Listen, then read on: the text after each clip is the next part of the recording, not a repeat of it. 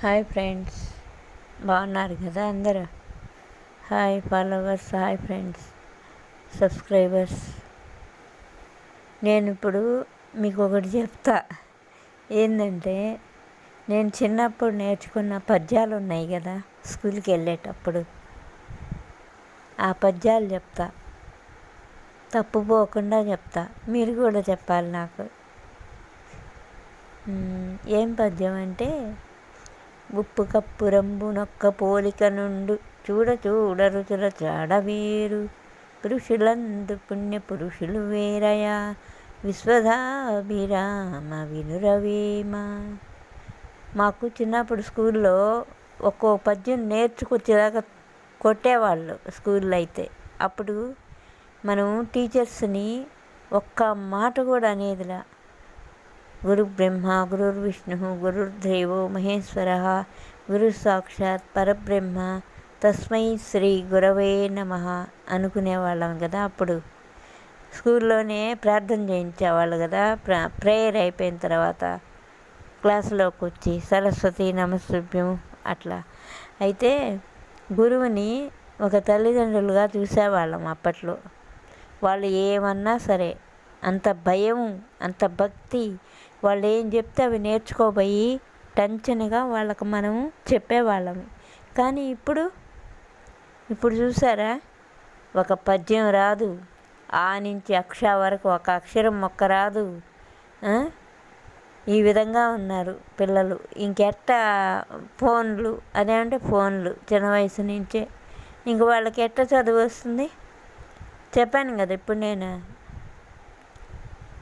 మాకప్పుడు ఆలో అ ఆ ఇ ఈ ఉ ఊ రు రు లు లు అవి కూడా చెప్పేవాళ్ళు. ఇప్పుడు ఏం చెప్పరు.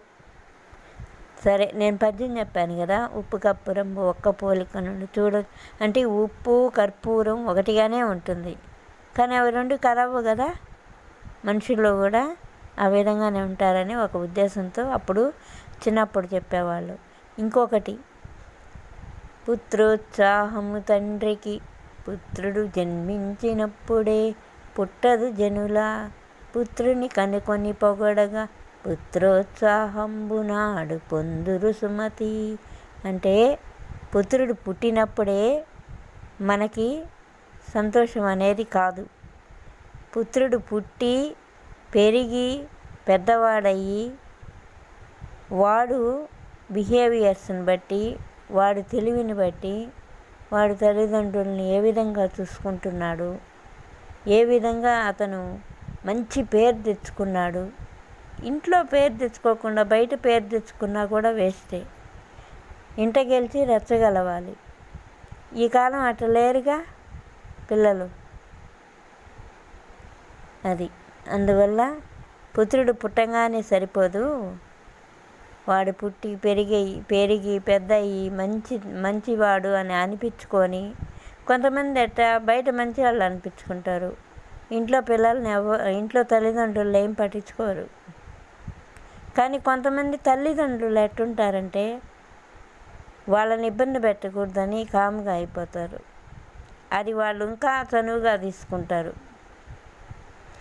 కానీ నేను ఎందుకు చెప్తానంటే, ఇట్లాంటి ఇన్ని రకాలు ఉన్నాయి. ఒక పద్యం రాదు ఈ కాలం. మేము చిన్నప్పుడు నేర్చుకున్న పద్యాలు కాబట్టి గుర్తున్నాయి. స్కూల్లో ఆ విధంగా చెప్పేవాళ్ళు. నా చిన్ననాటి జ్ఞాపకాల్లో ఇదొక భాగం ఇప్పుడు మీకు నేను చెప్పింది. అందుకే పిల్లల్ని జాగ్రత్తగా చూసుకోవాలి ఈ కాలం. హాయ్ ఫ్రెండ్స్, నేను మళ్ళీ మీకు వేరే టాపిక్ అంటే నా జ్ఞాపకాల్లోనే వేరే చెప్తా. మళ్ళీ మీకు కొన్ని మంచి మాటలు చెప్తా. Hi friends.